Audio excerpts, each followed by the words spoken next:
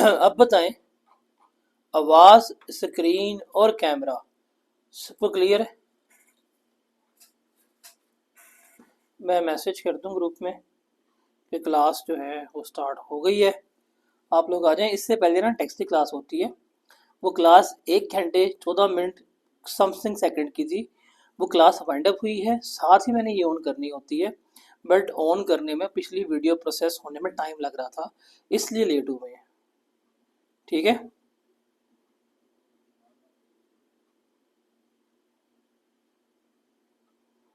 आप में से जो बच्चे टेक्स्ट में थे उनको पता होना चाहिए कि अभी अभी हमने बिल्कुल वाइंड अप की है neck to neck, that's why time लगा है। ओके, आप में से कोई था टेक्स्ट में?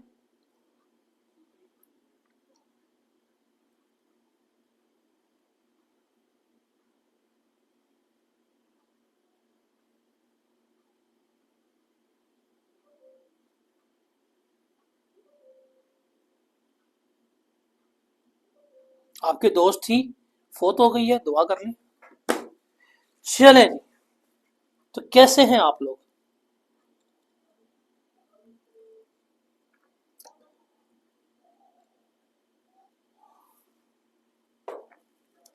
R1 पढ़ने आ गए हैं? यार मेरा मैसेज सीन कर लेना अलीम साहब, पहले कर लो, इंपॉर्टेंट मैसेज है। चलें जी, हमारा द थिंग इज डैट कि हम हमारा एक ही एम है और वो है हमारा पेपर पास करना। मैं आपको पेपर पास करने का सिर्फ एक ही असूल बताऊंगा, दैट इज रेगुलरिटी। आप रेगुलर हो जाएं, आपका इंशाल्लाह पेपर जो है R1 का पास जो है वो हो जाएगा। Is that clear?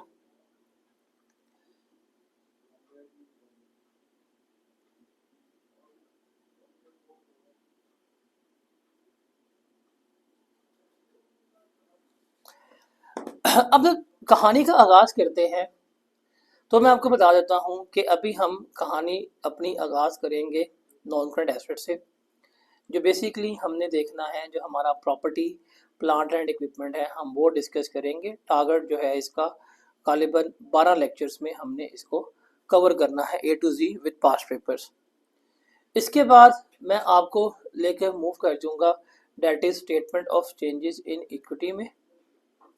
उसके बाद हम डिस्कस करेंगे अपना EPS, फिर हम अपना एरर्स वगैरह जो हैं उनको डिस्कस करेंगे। इसके बाद हमने मूव करना है अपना कैश फ्लो के ऊपर, और हमने मूव करना है बेसिकली हमारा NPO का।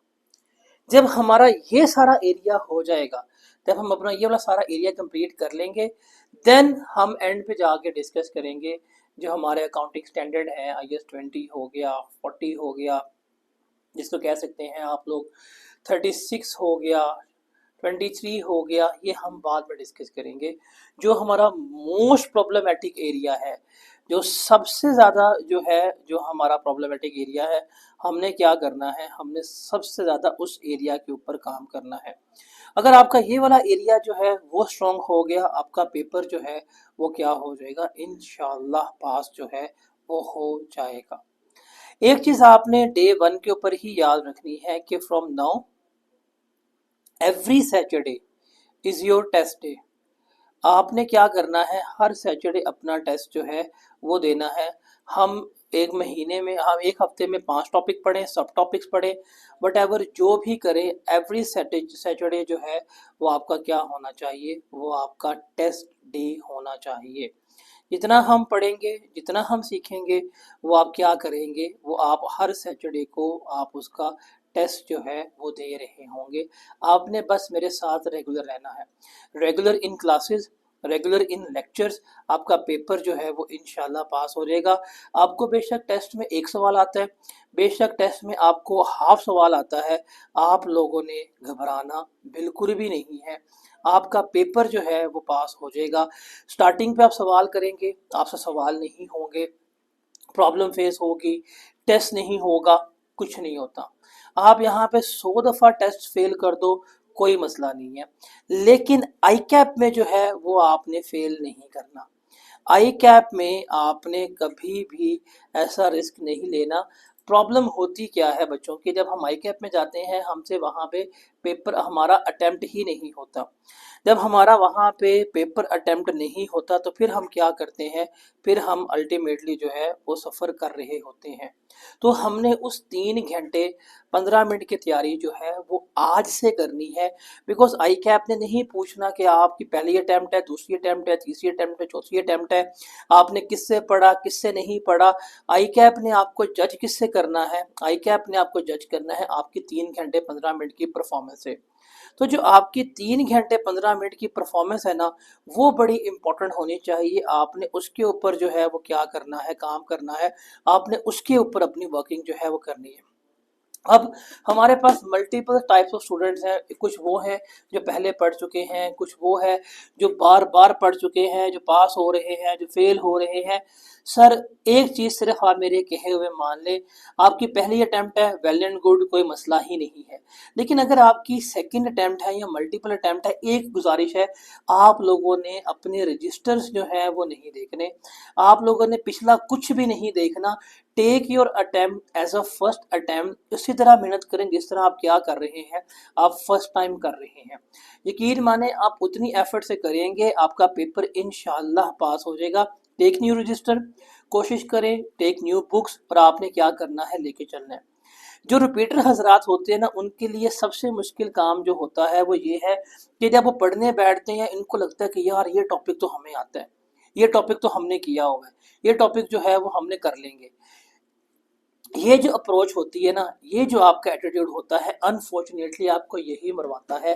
आपको बेशक टॉपिक आता है, आपको बेशक हर चीज़ आती है, आपने स्टिल हर टॉपिक को वही ड्यू एफर्ट, वही ड्यू इंपॉर्टेंस जो है वो देनी है। अगर आप देंगे आपका पेपर जो है वो इंशाल्लाह पास हो जाएगा। हम स्टार्ट करेंगे कहानी अपनी पीपी से। पीपी इसे इसलिए स्टार्ट कर रहे हैं बिकॉज अगर आपका पीपी अच्छा है तो उसकी बेसिस पे हम आगे साथ ही अपना statement of changes in equity करेंगे, उसके साथ ही हम ईपीएस करेंगे, उसके साथ ही हम अपने एरर्स भी कर देंगे। तो सिर्फ एक चैप्टर जो हमारा प्रॉपर्टी प्लांट इक्विपमेंट है, इसकी बेसिस पे 1 2 3 4 5 चैप्टर जो है वो हम अपने कंप्लीट कर रहे होंगे। स्टार्ट करते हैं हम नॉन करंट एसेट्स को। आप लोगों के पास at the end lecture slides जो हैं वो अवेलेबल हो जाएंगी। मैं आपके साथ ग्रुप की डिस्क्रिप्शन शेयर कर दूंगा गूगल ड्राइव की, उसमें हर चीज़, हर नोट्स जो है एवरीथिंग अवेलेबल होगी। You can also take it from there, आप उसे कर सकते हैं। अच्छा जी, स्टार्ट करते हैं हम अपने नॉन करंट एसेट्स की। हमारा जो आई कैप का ऑफिशियल ग्रेड सी है, जो अकाउंटिंग ट्रांजैक्शन से रिलेटेड है, उसका सारा का सारा ताल्लुक जो है वो नॉन करंट एसेट से है। अब हम ज़रा बात करते हैं कि हमारे पास एसेट्स जो है वो हम पढ़ के आ चुके हुए हैं। दो तरह के हमारे पास एसेट्स होते हैं, एक वो जिनको हम करंट एसेट्स कहते हैं, एक दूसरे वो होते हैं जिनको हम क्या कहते हैं, जिनको हम नॉन करंट एसेट्स जो है वो कह रहे होते हैं। करंट एसेट्स वो हैं, हमें पता है, जिनका बेनिफिट हमें जो हासिल होगा, जिनका फ़ायदा हमें मिलेगा लेस देन 12 मंथ्स के लिए, उनको हम क्या कहते हैं, करंट एसेट। जैसे कि आप लोगों को पता होगा कि जो हमारा कैश होता है, जो हमारा बैंक है, जो हमारे डेटर्स हो गए, जो मेरा स्टॉक हो गया, जो मेरे रिसीवेबल्स हो गए, ये सारे के सारे हमारे कौन से एसेट्स कहलाते हैं, करंट एसेट्स जो है वो कहला रहे होते हैं। R1 में करंट एसेट्स के बारे में ऐसा सच कोई डिटेल नहीं है, ये आप पीआरसी वगैरह में पढ़ के आ चुके होते हैं।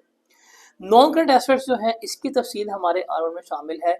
और नॉन करंट एसेट्स क्या है, ये वो एसेट्स हैं जिसका बेनिफिट हमें मोर देन 12 मंथ्स मिलेगा, जो लॉन्ग टर्म हमारे साथ चलेंगे, जो लंबी रेस के घोड़े होंगे, उसको हम क्या कहते हैं, नॉन करंट एसेट्स जो है कह रहे होते हैं। जैसे हमारे पास प्लांट हो गया, जैसे हमारे पास बिल्डिंग हो गई, जैसे हमारे पास व्हीकल हो गई, जैसे हमारे पास मशीनरी हो गई, ये सारे हमारे क्या कहलाते हैं, नॉन करंट एसेट्स जो है वो कहला रहे होते हैं।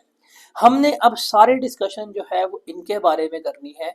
इसमें से एक आपको बेनिफिट मिलता है, क्योंकि आप पीआरसी करके आ चुके होते हैं, आपने काफ़ी अपनी बेस जो है वो बिल्ड की होती है, उससे फिर आप एडवांस फॉर्म में जो है वो चलते हैं। तो अगर आपने और बेस बिल्ड नहीं भी की, या अगर आपको थोड़ी बहुत चीज़ें भूल भी गई हैं, so don't worry about it. हम क्या करेंगे, हम एक दिनों दो दिनों में अपनी बेस जो है वो डिस्कस आउट जो है वो करेंगे। उसके बाद हम डायरेक्ट डिस्पोजल और हम क्या करेंगे, जो हमारे पास रीवैल्यूएशन होगा हम उसको डिस्कस कर रहे होंगे। तो फर्स्ट लेक्चर जो है just it is for you and me, कि हमारी आपस में फ्रीक्वेंसी जो है वो मैच हो रही हो। तो इसको देखते हैं। सबसे पहले हमने अब यहाँ पे अपने एसेट्स को चूंकि डिस्कस करना है, तो हम यहाँ पे कहानी जो है वो डिस्कस कर रहे हैं नॉन करंट एसेट्स की। हम किसकी कहानी लेके चल रहे हैं, हमारी सारी कहानी, हमारी सारी डिस्कशन वो किसके बारे में है, वो हमारी नॉन करंट एसेट्स के बारे में है। किसके बारे में है, हमारी सारी कहानी, हमारी सारी डिस्कशन नॉन करंट एसेट्स की है।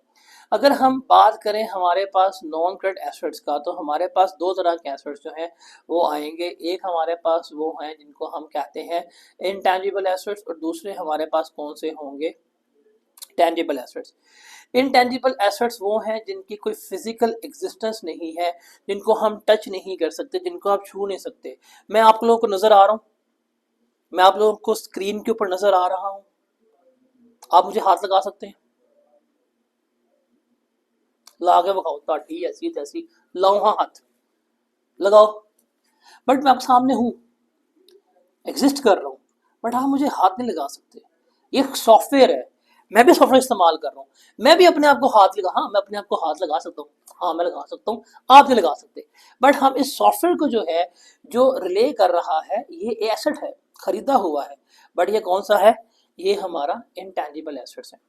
इसके लिए जो हम अकाउंटिंग स्टैंडर्ड जो है जो हम इस्तेमाल करेंगे, वो मेरा कौन सा होगा, IAS 38 होगा। जो अगर आपने इस सेशन में R1 पास कर लिया, तो अगली अगर नई स्कीम आ गई तो उसमें तो नहीं है R2 पे, अदरवाइज जो है R2 का सिलेबस है। और अगर खुदा ना खास्ता आपका इस अटेम्प्ट में R1 पास ना हुआ, तो ये IAS 38 भी उठे कहाँ आ जाना है, R1 में आ जाना है। तो भाई बेहतर है पास कर लो, वरना रहोगे बैठ के। फिर टैंजिबल एसेट्स वो हैं जिनको हम क्या कर सकते हैं, जिनको हम फिजिकली टच कर सकते हैं, जिनको हम फिजिकली छू सकते हैं, जो हमारे सामने एग्जिस्ट कर रहे हैं। I can touch that pain, this is tangible. I can touch that mobile, this is tangible. मैं उस माउस को जो है पकड़ सकता हूँ, टेंजिबल है। मेरी घड़ी, सॉरी घड़ी से कुछ और याद आ गया, अभी मैं भी कैद ना हो जाऊँ, ये भी सारे टेंजिबल है। तो जो फिजिकली एग्जिस्ट करते हैं उनको हम क्या कहते हैं, टेंजिबल एसेट्स जो है वो कह रहे होते हैं। तो what are tangible assets, remember, वो एसेट्स जिनकी सबसे पहले क्वालिटीज नंबर 1 पे आए, क्या होगी, जिनकी फिजिकल एग्जिस्टेंस होगी। क्या होगी, जिनकी फिजिकल एग्जिस्टेंस है, जो आपके सामने मौजूद है। जैसे लैंड है, बिल्डिंग है, मशीनरी है, प्लांट है, मोटर व्हीकल है, ये हमारे पास क्या कहलाते हैं, ये हमारे टैंजिबल नॉन करंट एसेट्स कहलाते हैं। हमने सारा कुछ अब इनके बारे में सीखना है, हमने सारा कुछ जो है इनके बारे में क्या करना है, डिस्कस आउट यहाँ पर करना है। इनके लिए हम एक अल्टरनेटिव टर्म जो है इस्तेमाल करते हैं, वो क्या होती है, हमारी पीपीई। हम इनके लिए क्या टर्म इस्तेमाल करते हैं बच्चों, पीपीई। ये वो नहीं है जो आई कैप का कोर्स है, that is property plant and equipment. हम प्रॉपर्टी प्लांट एंड इक्विपमेंट किन्हें कहते हैं, इसको जरा देखिएगा। प्रॉपर्टी प्लांट इक्विपमेंट का मतलब है वो टैंजिबल आइटम्स। कौन सी, टैंजिबल्स, जिनकी फिजिकल एग्जिस्टेंस है, जिसको हम एक अकाउंटिंग ईयर से ज्यादा इस्तेमाल करेंगे, लॉन्ग टर्म इस्तेमाल होंगे, लंबी रेस के घोड़े हैं, और उनका यूज इनमें से कोई भी एक हो सकता है। क्या इस्तेमाल है, क्या आप उनको गुड्स की प्रोडक्शन में, सप्लाई में इस्तेमाल कर रहे हैं, आप उनको किराए पे दे के रेंटल सर्विसेज के लिए इस्तेमाल कर रहे हैं, आप उनको प्रोडक्शन एडमिनिस्ट्रेटिव पर्पस के लिए इस्तेमाल कर रहे हैं, इसको हम क्या कहेंगे, इसको हम पीपीई जो है वो कह रहे होंगे। जैसे फॉर एग्जांपल आप एक जनरेटर जो है वो लेके आते हैं, और आप उस जनरेटर को ला के अपनी फैक्ट्री में लगा देते हैं, और जब बत्ती जाती है तो आप उससे अपनी मशीनें चला रहे होते हैं, तो भाई आप प्रोडक्शन ऑफ गुड्स में इस्तेमाल कर रहे हो। तो जनरेटर क्या हुआ, आपका पीपीई हुआ। आपका कारोबार है किस चीज का, जनरेटर को रेंट आउट करने का, जनरेटर को किराए पे देने का। आप जनरेटर को किराए पे दे के पैसे कमा रहे हैं, तो ये भी क्या कहलाएगा, आपका पीपीई कहला रहा होगा। या आप जनरेटर लेके आके आपने दफ्तर में लगा दी जहां बैठ के लोग अपना अकाउंटिंग का काम कर रहे हैं, आप उसको एडमिन पर्पस के लिए इस्तेमाल कर रहे हैं, ये भी क्या होगा, आपका पीपीई कहला रहा होगा। आपने एक व्हीकल ली है जो रॉ मटेरियल लेके आ रही है, लेके जा रही है, पीपीई है। आपका कारोबार है कि आप गाड़ी ली हुई है, गाड़ी को रेंट आउट करते हैं, किराया कमाते हैं, पीपीई है। या आप एडमिन पर्पस के लिए इस्तेमाल कर रहे हैं, अपने जो स्टाफ है उसकी पिक एंड ड्रॉप के लिए इस्तेमाल कर रहे हैं, तो ये भी क्या कहलाएगा, आपका पीपीई कहला रहा होगा। Is that clear?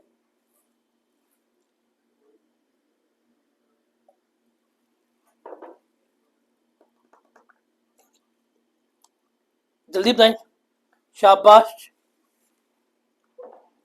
इसको जल्दी से रीड करें, जल्दी से। देखिए मैं आपको एक बात बताऊं, अकाउंटिंग में ना आप लोगों की बहुत एक जो आदत डेवलप नहीं हो पाती, अनफॉर्चुनेटली आप लोग तो बच्चे हैं, आप लोगों की ये आदत डेवलप करवाना काम तो हमारा है। आप लोग अकाउंटिंग सब्जेक्ट्स की ना रीडिंग नहीं करते, रीडिंग की हैबिट डेवलप करें, पढ़ने की, थ्योरेटिकल एरियाज को रीड करने की हैबिट डेवलप करें। आगे जाके R2 में आपने जब स्टैंडर्ड्स पढ़ने तो पढ़ने पड़ेंगे आपको। तो भाईजान जरा शाबाश, जल्दी पढ़ें। एवरीवन पढ़ के मुझे बताएं, मैं वेट करो, मैंने आपकी चैट बॉक्स ओपन की हुई है। जब मैं यहाँ देख रहा हूँ इसका मतलब मैं आपके मैसेज पढ़ रहा हूँ, अदरवाइज मेरा फोकस सारा यहाँ पे है।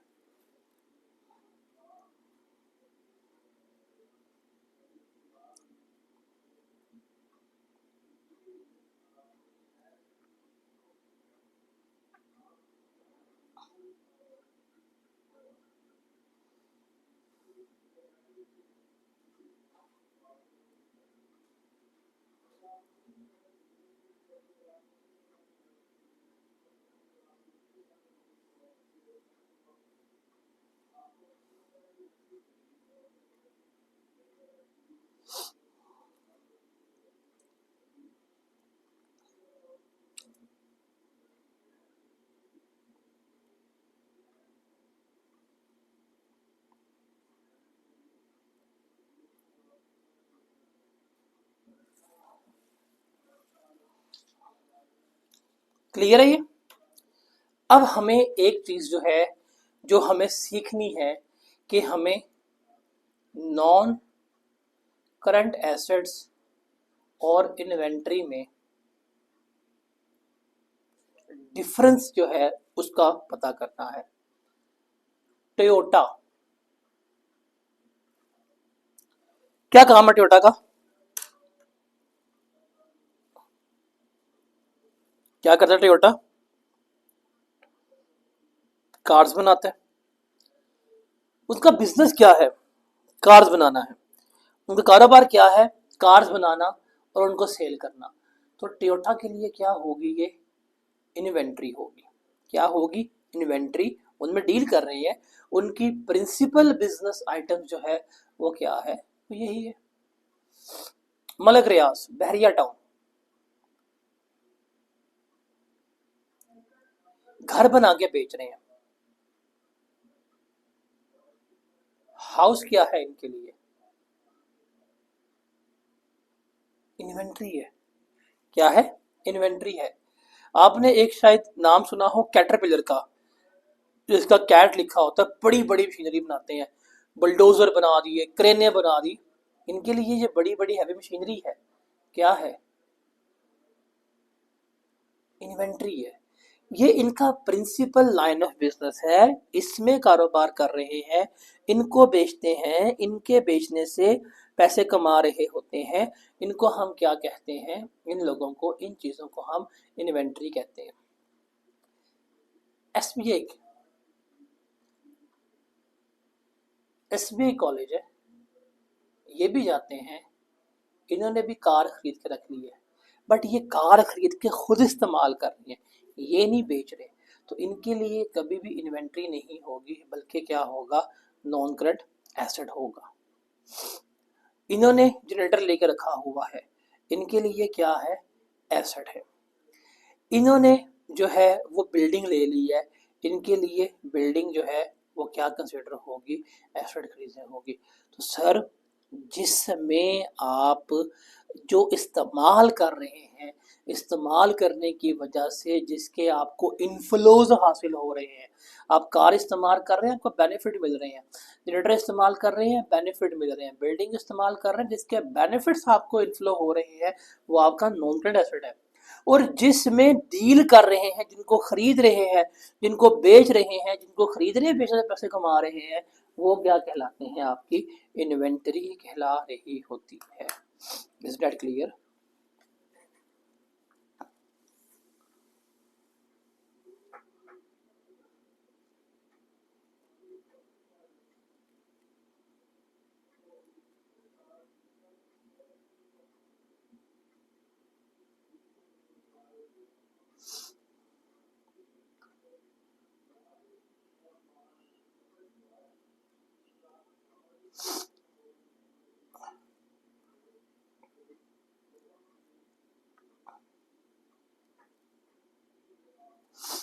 Is that clear?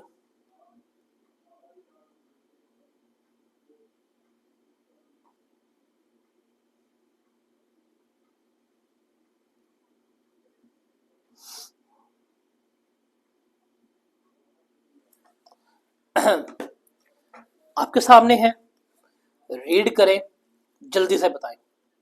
मैं आपको एक बात बताऊं, अगर आप लोगों के एक्सपेक्टेशन में है ना कि ये एक ऑनलाइन क्लास होगी और मैं आऊँगा और मैं बोलूँगा, ऐसा नहीं है भाई। मैंने आप लोगों से काम करवाना है, मैंने आप लोगों को टका के बेइज्जत करना है। मुझे आप लोगों ने काम करके देना है।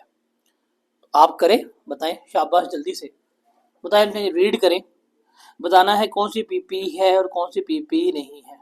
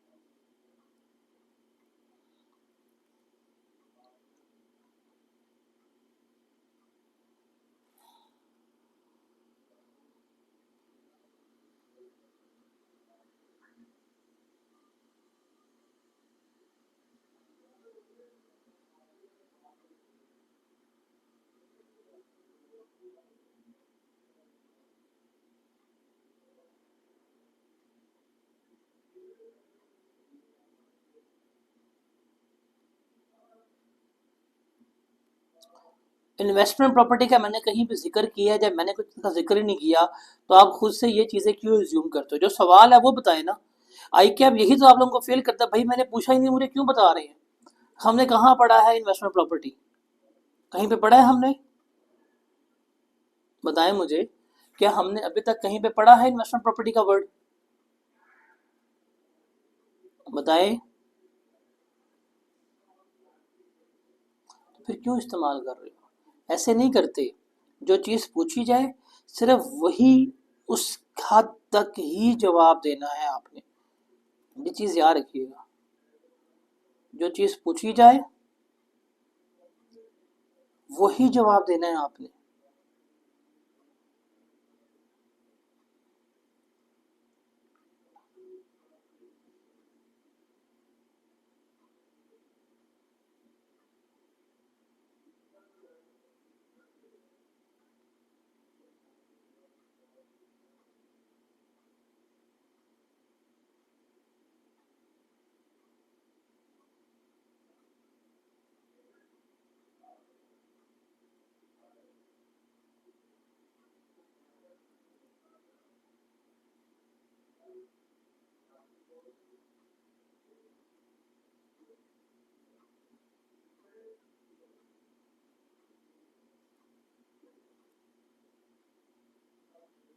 अब हम देखते हैं सवाल क्या है। कहता है जी, complete the following table by stating whether the items listed below as PP या नहीं। बताना है कि क्या ये पीपी है या नहीं है। हम पीपी का ना यहाँ पे क्राइटेरिया पढ़ के आ चुके हैं। क्या नंबर वन, भाई पीपी वो है जो टेंजिबल है, फिजिकल होना चाहिए, यूज़ उसका एक पीरियड से ज़्यादा होना चाहिए, और इनमें से किसी में यूज़ हो तो उसको हम पीपीई कहेंगे। तो small tools and spare part भाई ये यूँ ख़त्म होते हैं, ये लॉन्ग टर्म नहीं है, ये दस्ती ख़त्म होते हैं। सर ये तो पीपीई नहीं है हमारा। फिर आपने जनरेटर रखा हुआ है जो 7 साल तक चलेगा, हाँ एडमिन पर्पज में इस्तेमाल हो रहा है, पीपीई है। ऑफिस बिल्डिंग पीपीई है। ट्रेडमार्क तो इंटेंजिबल है, हमने अभी क्लियरली पढ़ा है कहानी किसकी है, टेंजिबल्स की है, तो इंटेंजिबल है, पीपीई नहीं है। ऑफिस प्रिंटर पीपीई है। Plot of land held for resale तो इन्वेंट्री है, खरीद के बेच रहे हो, खरीद के बेच रहे हो, तो ये भी पीपी नहीं है। फैक्ट्री बिल्डिंग जिसमें बिल्डिंग और मशीनरी शामिल है, ये भी हमारा क्या है, पीपी है। आपने बस ली है पिक एंड ड्रॉप के लिए, ये भी हमारा पीपी है। जनरेटर आपने लिया है रेंट पे देने के लिए, ये भी हमारा क्या कहलाएगा, प्रॉपर्टी प्लांट एंड इक्विपमेंट कहला रहा होगा। Is that clear?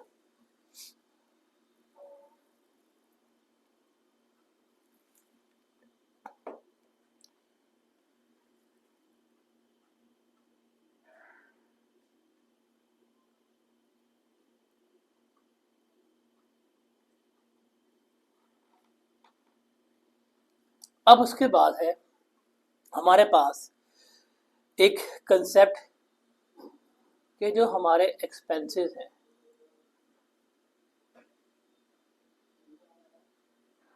वो दो तरह के होते हैं। एक होते हैं हमारे कैपिटल एक्सपेंडिचर, दूसरे हमारे पास होते हैं रेवेन्यू एक्सपेंडिचर। इनको भी आपने डिस्टिंग्विश करना है। कैपिटल एक्सपेंडिचर एक्सपेंडिचर है, एक्सपेंस का मतलब है खर्चा। ना व्हाट आर कैपिटल एक्सपेंडिचर, ये वो एक्सपेंसेस हैं, ये वो खर्चे हैं, रिमेंबर, जिनका बेनिफिट आपको, ये वो खर्चे हैं जिनका बेनिफिट आपको 12 मंथ्स या उससे ज़्यादा मिलेगा, जिनका बेनिफिट आपको 12 महीने या उससे ज़्यादा मिलेगा, इनको हम कहते हैं कैपिटल एक्सपेंडिचर। अब ये होते किस में है, ये आपके एसेट्स के एक्विजिशन वगैरह में, एसेट्स को बनाते हुए जो खर्चे होते हैं, ये हमारे कैपिटल एक्सपेंडिचर होते हैं। जो भी हमारे कैपिटल एक्सपेंडिचर होते हैं, हम इनको हमेशा क्या करते हैं, कैपिटलाइज करते हैं। जहाँ पे भी कैपिटलाइज का वर्ड आ जाएगा, इसका मतलब क्या होता है, ये आपकी एसेट की कॉस्ट का पार्ट जो है वो बन रहा होगा। किसका पार्ट बनेगा, एसेट की कॉस्ट का पार्ट बन रहा होगा। उसके बाद है रेवेन्यू एक्सपेंडिचर। ये वो एक्सपेंडिचर है जिसके लिए आप कह सकते हैं ये आपके day to day running expenses हैं। ये क्या है, आपके day to day running expenses हैं। ये हमेशा क्या होते हैं, आपके ये एक्सपेंस आउट होते हैं। ये क्या होते हैं, एक्सपेंस आउट। क्यों? बिकॉज इसका फ़ायदा, इसका बेनिफिट जो है वो हमें हमेशा लेस देन 12 महीने मिलता है। इसका बेनिफिट, इसका फ़ायदा हमेशा हमारा 12 महीने से कम होता है। तो ये हमारे क्या होंगे, हमेशा एक्सपेंस आउट होंगे। और एक्सपेंस आउट का मतलब है हम इनको हमेशा प्रॉफिट एंड लॉस अकाउंट में शो करेंगे। जैसे कौन से आते हैं, रिपेयर्स आ रही होती है, जैसे मेंटेनेंस जो है वो आ रही होती है, जैसे आपकी सैलरीज आ रही होती हैं, ये हमारे क्या होते हैं, रेवेन्यू एक्सपेंडिचर्स कहलाते हैं। इसको पढ़ लें फिर आगे चलते हैं। शाबाश।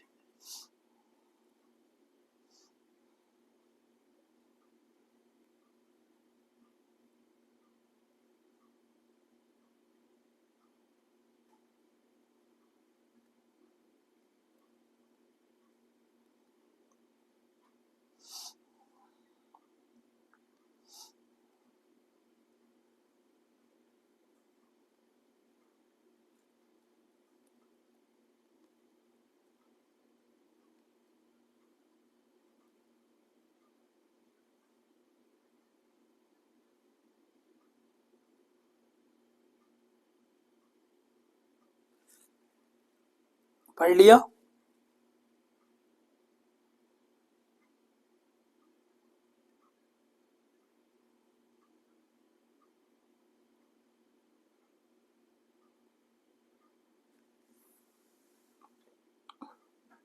सैलरीज हमेशा जो हैं वो आपकी रेवेन्यू एक्सपेंसेस में आते हैं।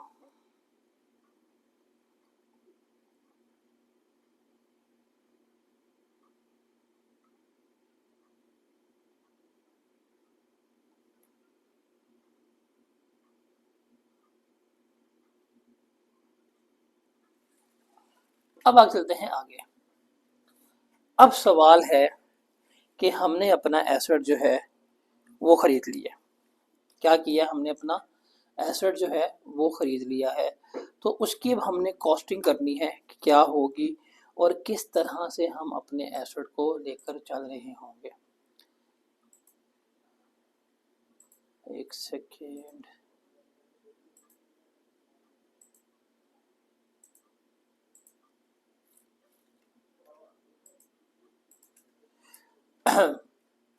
क्योंकि सवाल है हमारा, हम जब भी एसेट को खरीदते हैं, हम जब भी एसेट को खरीदते हैं तो हमने उसको किसी ना किसी वैल्यू के ऊपर, किसी ना किसी अमाउंट के ऊपर क्या करना है, रिकॉर्ड करना है।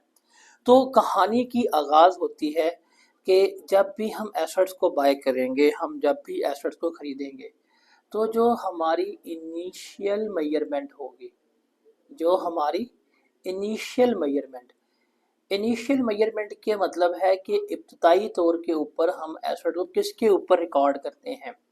हमारी हमेशा इनिशियल मेजरमेंट जो है वो किसके ऊपर होगी, कॉस्ट के ऊपर होगी। इसके ऊपर होगी, कॉस्ट के ऊपर होगी। अब कॉस्ट क्या है उसको हमने क्या करना है, हमने यहाँ पर देखना है। जब हम कॉस्ट की मेजरमेंट की बात करते हैं तो सबसे पहले हमने लेनी है यहाँ पे परचेज प्राइस। क्या लेनी है हमने यहाँ पर, जो हमारी परचेज प्राइस है वो लेंगे। इस परचेज प्राइस में से हमने लेस करवा देना है कि जो मेरा ट्रेड डिस्काउंट होगा उसको लेस करवाया जाएगा। उसके बाद जो आपको रिबेट्स मिलेंगे वो भी हम क्या करेंगे, हम लेस करवाएंगे। उसके अलावा जो आपके ये दो चीज़ें तो हमने क्या करनी है, लेस करवानी है। उसके अलावा आपका जो रिफंडेबल टैक्सेस होंगे, कौन से, सॉरी रिफंड कह रहा हूँ, नॉन रिफंडेबल लिखना था मैंने। हाँ, ये ले,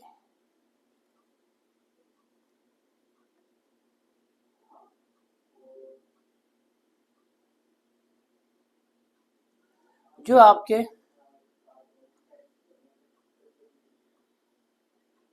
नॉन रिफंडेबल टैक्सेस होंगे हम क्या करेंगे, हम उनको ऐड करेंगे। उसके अलावा जो आपकी इंपोर्ट ड्यूटीज होंगी,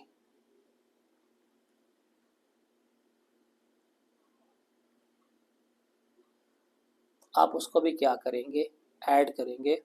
तो ये हम सारा कुछ ऐड करेंगे ना, आपके पास आ जाएगी कॉस्ट ऑफ परचेज कि भाई ये चीज़ मुझे इतने की पड़ी है। क्या आ जाएगी आपकी कॉस्ट ऑफ परचेज कि ये चीज़ आपको इतने की पड़ी है। ये तो खरीदी है, जो दुकान, ये सारा मैटर दुकान पे हुआ है। ये खरीद ली है, डिस्काउंट मिल गया, रिबेट मिल गया, टैक्सेस जो है ऐड कर दिए। ट्रेड डिस्काउंट मतलब दुकानदार ने खुद पैसे छोड़ दिए। रिबेट का मतलब तरला मिनता मार के हमने जो है उससे थोड़े बहुत पैसे छुड़वा लिए। सेम ही होता है। अब भाई आपने ये खरीद लिया है, तो खरीदने के बाद क्या आपने इसको अपनी फैक्ट्री में लेके नहीं आना।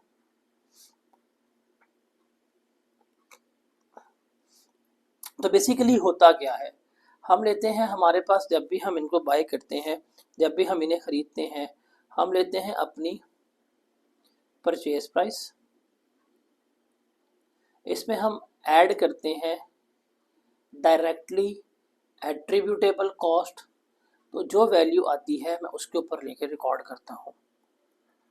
अब सवाल ये है कि सर हमने ये खरीद तो लिया, ये हमारी क्या है, ये हमारी कॉस्ट ऑफ परचेज है, ये हमें यहाँ पे लग गई पता। अब हमारी कहानी है खरीदने के बाद अपने फैक्ट्री में लेके आने की। अब जब आप खरीदने के बाद लेके आएंगे तो आप यहाँ पे जब आप लेके आएंगे, जब आप ऐड करेंगे, तो क्या आप कोई ट्रांसपोर्टेशन के चार्जेस पे नहीं करेंगे? जब आप लेके आएंगे आप कोई ट्रांसपोर्टेशन कॉस्ट पे नहीं करेंगे? तो जो ट्रांसपोर्टेशन कॉस्ट पे करेंगे वो भी ऐड होगी। आप लोडिंग,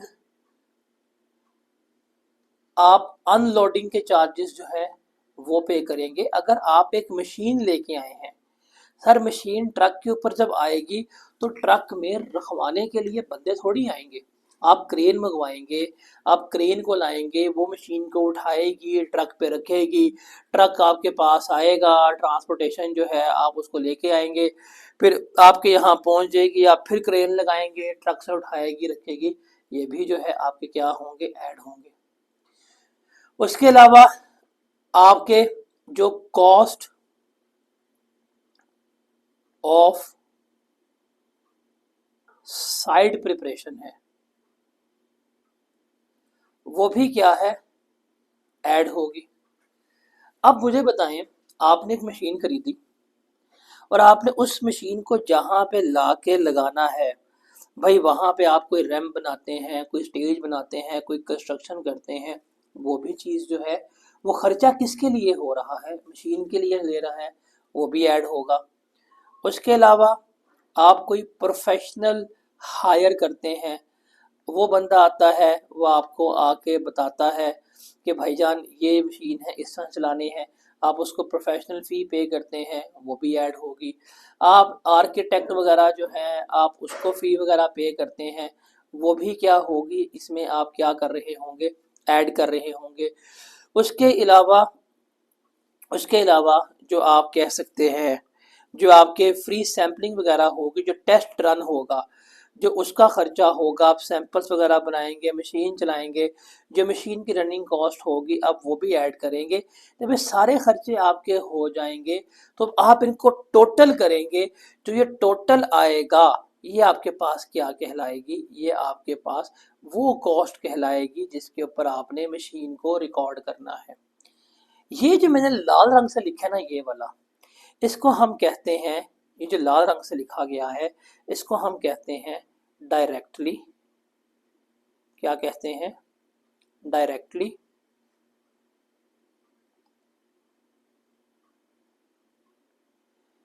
एट्रीब्यूटेबल कॉस्ट।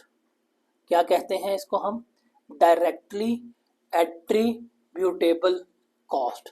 क्या कहते हैं इसको हम, directly attributable cost. No, what is directly attributable cost? मतलब है कि भाई उसका ताल्लुक इस मशीन की वजह से। मुझे एक सोच समझ के जवाब दे, सोच समझ के। अगर मैं ये मशीन कभी ना लेता तो क्या ये मैं ट्रांसपोर्टेशन चार्जेस पे करता? क्या ये लोडिंग अनलोडिंग के चार्जेस पे होते? क्या जहां पे जिस जगह जाके मशीन लगानी है, क्या वहां की साइड प्रिपरेशन जो है उसके ऊपर खर्चा वगैरह होता? क्या कोई प्रोफेशनल को हायर करता?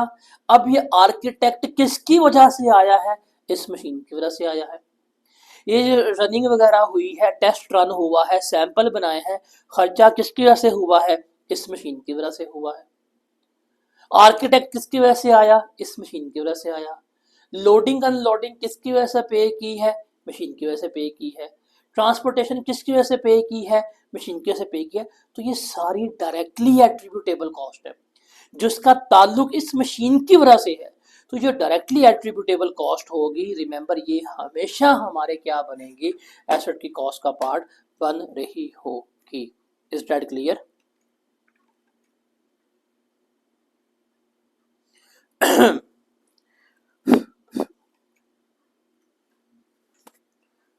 जी जनाब, ये क्लियर है।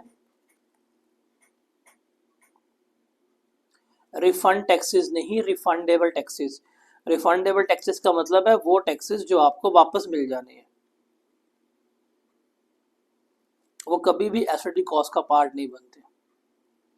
जैसे सेल्स टैक्स रिफंडेबल होता है, ये एसओडी कॉस्ट का पार्ट नहीं बनता है। जो आपका इनकम टैक्स कोई रिफंडेबल है, एडवांस इनकम टैक्स वगैरह होता है, ये एसओडी कॉस्ट का पार्ट नहीं बनता।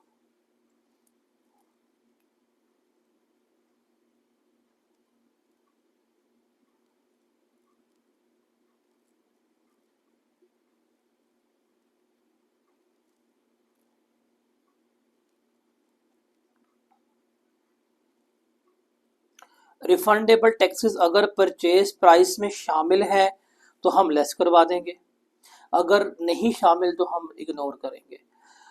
नॉन रिफंडेबल टैक्सेस जो हैं अगर परचेज प्राइस में शामिल है तो हम इग्नोर कर देंगे, अगर नहीं शामिल तो हम ऐड कर देंगे।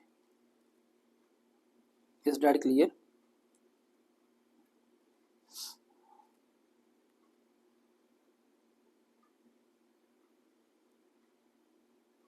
और कोई सवाल?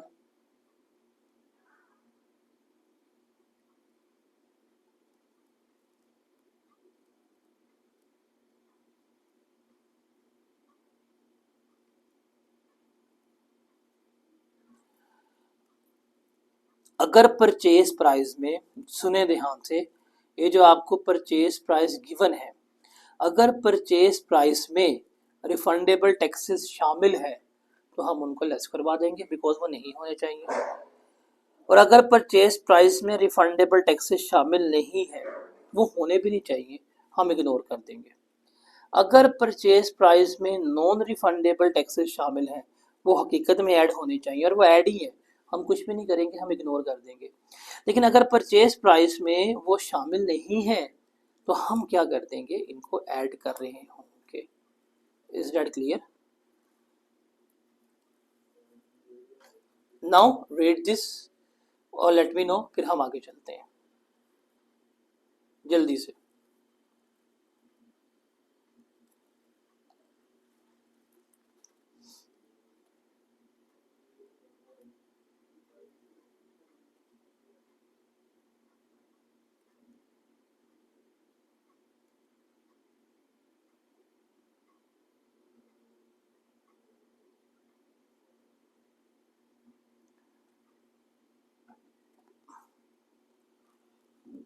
जल्दी से रीड करें।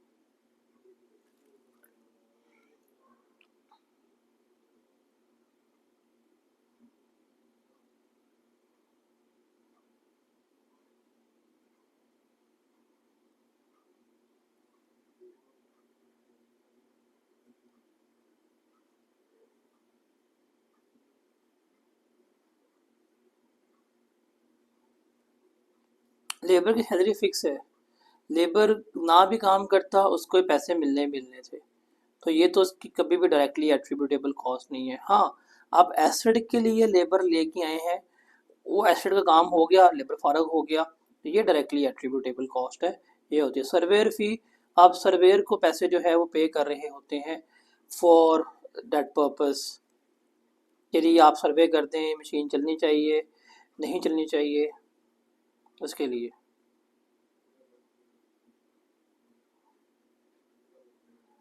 लेबर का ओवर टाइम यहाँ पे रेलिवेंट ही नहीं है, उसके लिए आपको कॉस्ट अकाउंटिंग पढ़नी पड़ेगी।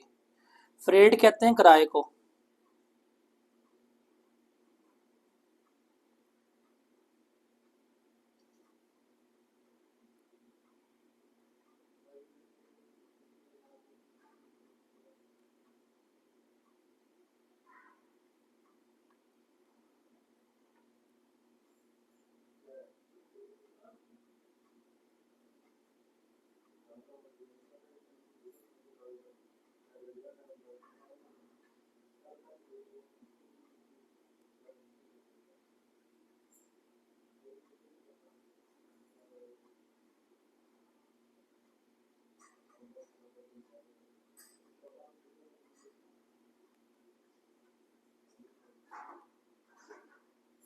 आप लोगों ने कहीं जाना है, लेक्चर करवा मैं रहा हूँ, थका मैं हुआ हूँ, तो टेंशन आप लोगों को लगी हुई है यार। कितने आप लोग ऐसे वो लोग हैं बताएं।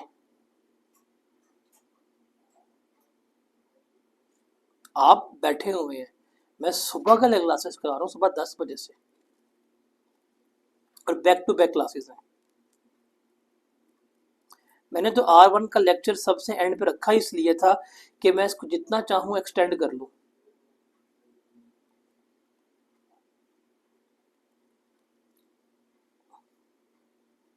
तो मैंने R1 का टाइम रखा इसलिए था कि ये एक्सटेंडेबल होना चाहिए, आप इसको एक्सटेंड कर सकते हैं। मुझे बताएं इसका जवाब क्या होगा। शाबाश, ये आपने नोट कर लिया होगा, सारा आपने पढ़ लिया होगा। मुझे इसका जवाब बताएं, शाबाश, क्या आएगा, जल्दी करें।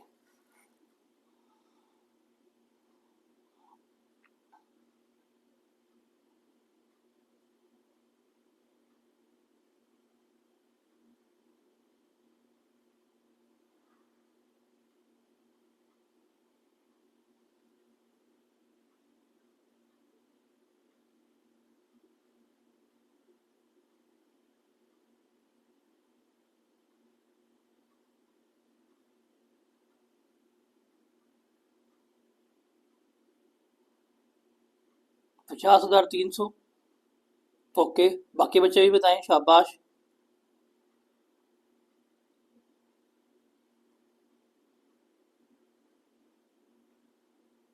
50,300 और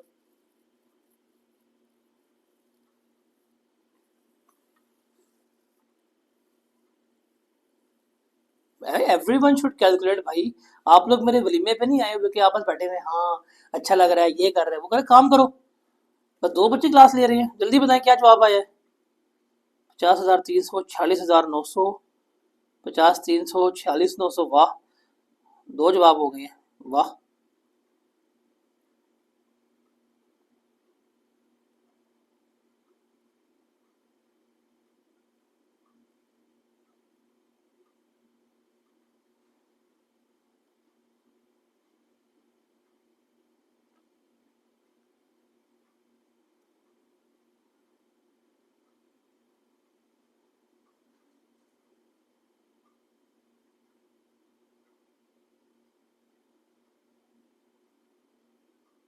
$51,900, वाह। अब देखते हैं लाइक क्या वो 8, खुदा दा वास्ता 8.9 कैसे निकाल दिया अल्लाह की बंदी। ये देखें जी, एंटिटी ने हैवी मशीनरी ली है, इनवॉइस जो है उसने शो की है। कॉस्ट ऑफ मशीनरी जो है 46 मिलियन है, क्योंकि ये रुपीज़ इन थाउजेंड है, तो ये 46 मिलियन बनती है। ये कॉस्ट ऑफ डिलीवरी 0.9 मिलियन बनती है। कॉस्ट ऑफ वारंटी जो है वो 1.6 मिलियन है। टोटल अमाउंट जो है 48.5 है। एंटिटी ने इनकर किया खर्चा 3.4 मिलियन का in modification to its factory so that heavy machinery could be installed. Sir ये खर्चा डायरेक्टली एट्रीब्यूटेबल है, तो हम ऐड कर लेते हैं। देखें, आपने मशीन कितने की ली थी, आपने मशीन ली 46 मिलियन की। Cost of delivery directly attributable है, वो ऐड हो जाएगी। अब देखें, ये वारंटी कॉस्ट वगैरह जो होती है ये हमेशा एक्सपेंस आउट होती है, तो कभी भी कैपिटलाइज नहीं होती। ये जो भी वारंटी कॉस्ट वगैरह जितनी भी आपकी होती है ये हमेशा क्या होनी है, आपकी एक्सपेंस आउट होनी है, ये कैपिटलाइज तो होनी नहीं है, ये तो नहीं आएगी बीच में। हाँ, ये 3.4 बिलियन इसके लिए डायरेक्टली एट्रीब्यूटेबल है, ये आप क्या करेंगे, ये आप इसमें ऐड करेंगे। अब मुझे बताएं टोटल कॉस्ट कितनी आई है। 50.3 मिलियन। तो भाईजान ये इसका आंसर आना था। दोस्तों क्या हाँ गलती की है बताएं, वाई इट इज रॉन्ग। 68.4 कैसे आया, 49.4 कहाँ पे आया बताएं, कहाँ पे गलती की है। शाबाश, जिस जिसका जवाब गलत आया है बताएं कहाँ कहाँ गलती की है आप लोगों ने।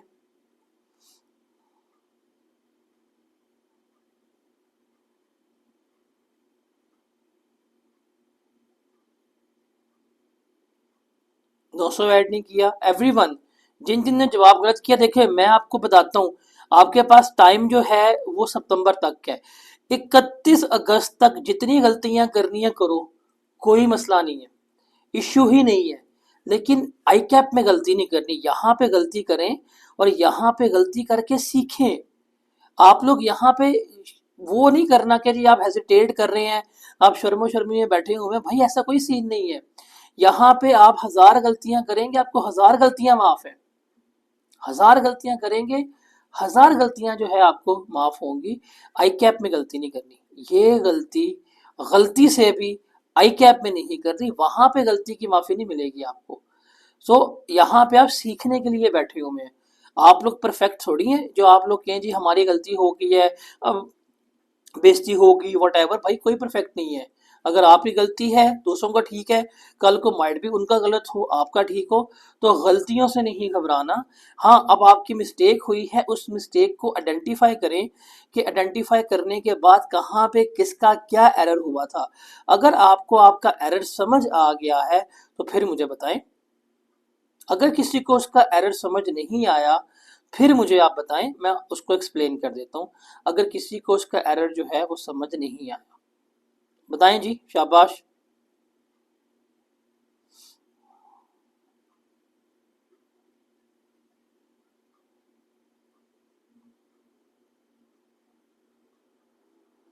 वारंटी वगैरह जो है, वारंटी वगैरह ये हमेशा आपके एक्सपेंस आउट होता है।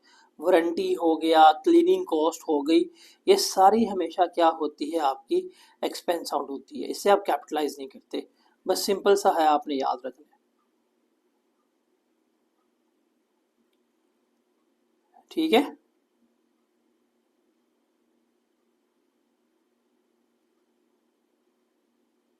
वारंटी कॉस्ट हमेशा आपकी एक्सपेंस आउट होनी है, ये चीज़ आपने याद रखनी है।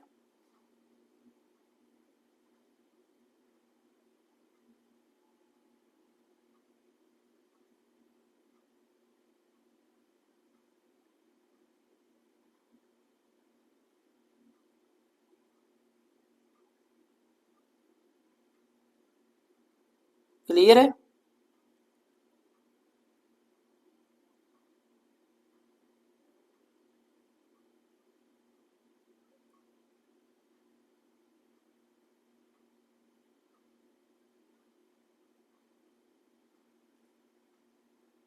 आप FAR 2 में आएंगे आपको चलेगा पता, ये जो वारंटी की आप कॉस्ट पे कर रहे हो तो उसका ट्रीटमेंट क्या होता है।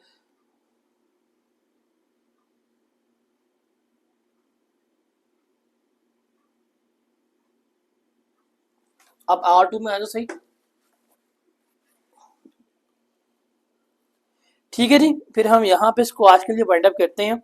बट कल से आपने इस चीज़ को अपने जहन में बिठा देना है कि क्लास का ड्यूरेशन 1 घंटे 15 मिनट है। मैं आपको फिर बड़ा क्लियरली बता रहा हूँ कि भाई इससे पहले एक क्लास होती है, वो कनेक्टिंग क्लास है। अगर वो 5 मिनट ऊपर होगी या 10 मिनट ऊपर होगी तो अल्टीमेटली ये भी ऊपर होगी।